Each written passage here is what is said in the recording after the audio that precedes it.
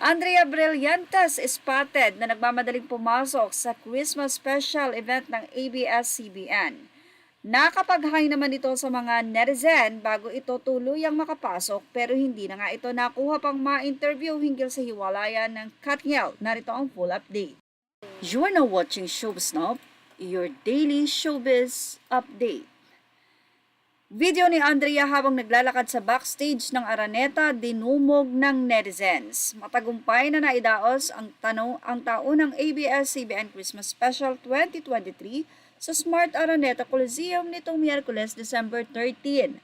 Bukod sa pagsama-sama ng ABS-CBN stars at talents, isa sa mga naging highlight ay ang muling pagsasama sa isang performance at stage ang naghiwalay na sila Catherine Bernardo at Daniel Padilla. At syempre, abangers din ang mga netizens sa appearance ng controversial na aktres na nauugnay sa hiwalayan na si Andrea Brillantes. Speaking of Andrea, usap-usapan ang iba't ibang reaksyon at komento sa kanya ng netizen nang i-flex ng Star Magic ang video ng pagdating niya sa backstage ng Araneta. Nakasuot ng itim na dress at malaking shade si Andrea na tila nagmamadali kasama ang kanyang kumpanyon. Nag-hi naman si Blythe sa kamukuha ng video niya bago tuluyang pumasok sa loob. Sa comment section, narito ang ilan sa mga reaksyon at komento ng netizens. Pretty girl, she's beautiful.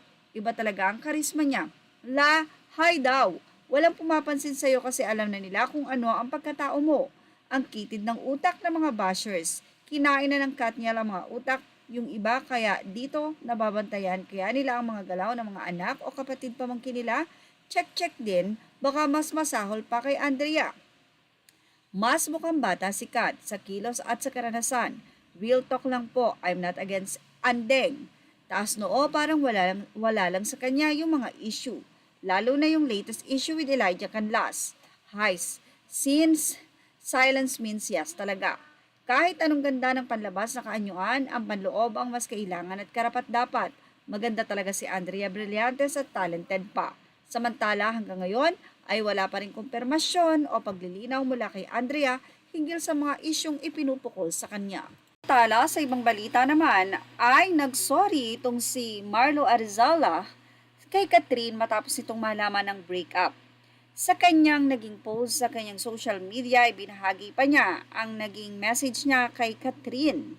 Say niya, Dear Ate Kat, alam ko ngayon nasa hindi ka pa okay and nasa healing process pa ang puso mo. Pero gusto ko lang sabihin na sana maging strong ka ate. Opo, nagkamali ako sa'yo 7 years ago. Nakapagsalita ako ng hindi maganda sa'yo at ngayon, hinihingi ko ng tawad sa'yo yon, Ate Kat. Kung po pwede lang makita kita para personal kong sabihin, Ate Kat, may asawa at anak na ako ngayon, pero hanggang ngayon, bumabagabag pa rin sa isip ko at parang hindi ako maging masaya dahil hindi ko masabi sa'yo at makahingi ng tawad sa'yo. Sana isang araw, Ate Kat, magkita tayo at makahingi ako ng tawad at makabawi ako sa'yo.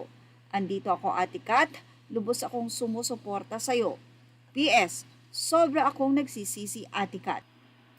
Sa paghingi ng tawad na ito ni Sanderford, ay naging iba't iba ang komento ng mga netizen. Ang ilan ay sinabi na nakikisawsaw daw itong si Marlo at ang iba naman ay pinuri ito sa paghingi ng sorry kay Catherine.